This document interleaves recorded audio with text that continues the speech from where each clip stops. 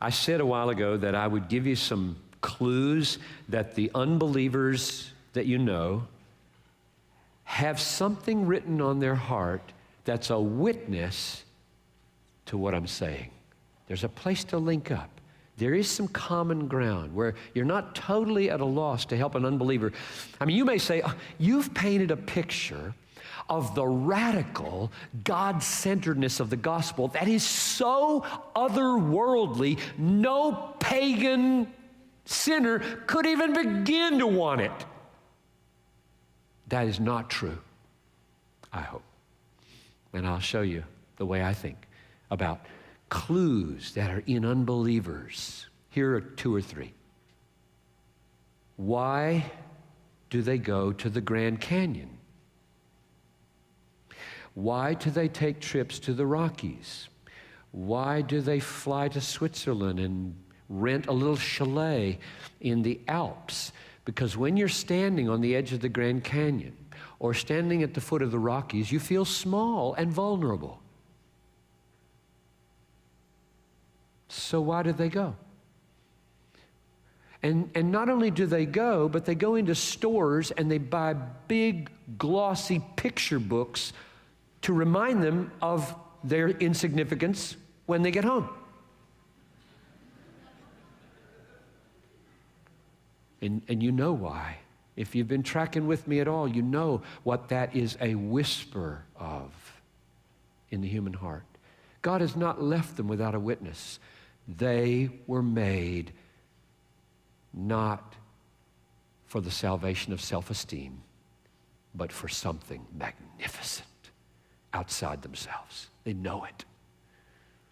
They know this. They know that the deepest, highest, longest pleasures they've ever had have not been when they've stood in front of a mirror and liked what they saw. That's fun. Nobody likes to be unpleasing in front of a mirror, but they know that's so small. It's just, yeah.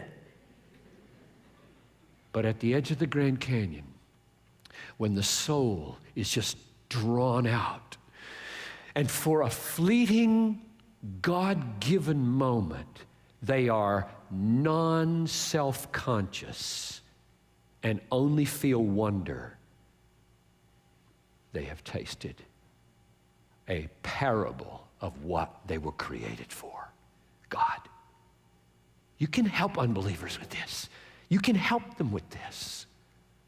To show them that many experiences in their lives are pointing not to the truth that heaven will be a hall of mirrors in which they like what they see. You can help them feel how small that is. I don't think there are going to be any mirrors in heaven. I just think Jesus will be everywhere you turn. And there will be a new heavens and a new earth, and all the things that he has made will come into their own as witnesses to himself. There will be no competition. That's one clue. Here's another clue.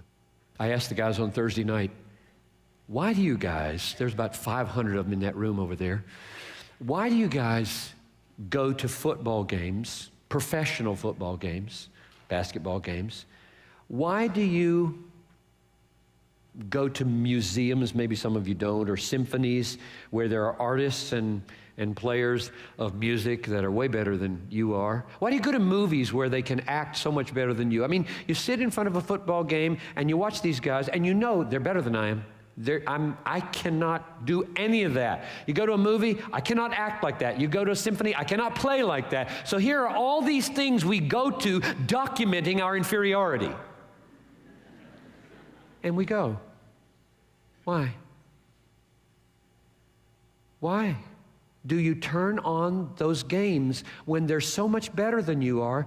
It just must make you feel really weak to watch these 350-pound guys bang into each other and get up off the ground, not wounded. You must feel really vulnerable and weak. And you go to a movie and you admire a performance or a play, and you know I'm a dud when I get in front of a group. I can't act at all. So you feel inferior there. And you go to a museum and you see this magnificent art. You say, I can't even draw a stick figure. So I feel really inferior in this room. No, No, that's not what happens. Why? Because you're being drawn out in some sweet moments of self-forgetfulness to admire greatness. Just a parable of why we're made. We're not made to feel great about ourselves mainly. We're made to feel great about God mainly. All these things are testimonies in the heart of fallen human beings that they're made for God, and we can help them on toward that. And then when they feel absolutely inadequate and hopeless to get there, we can tell them about the event and the achievement and the offer and the application, all aiming to get them to the Grand Canyon, which is 1,000,000 times more stunning even than what the Hubble telescope can see. You can connect with unbelievers like this. I believe with all my heart you can.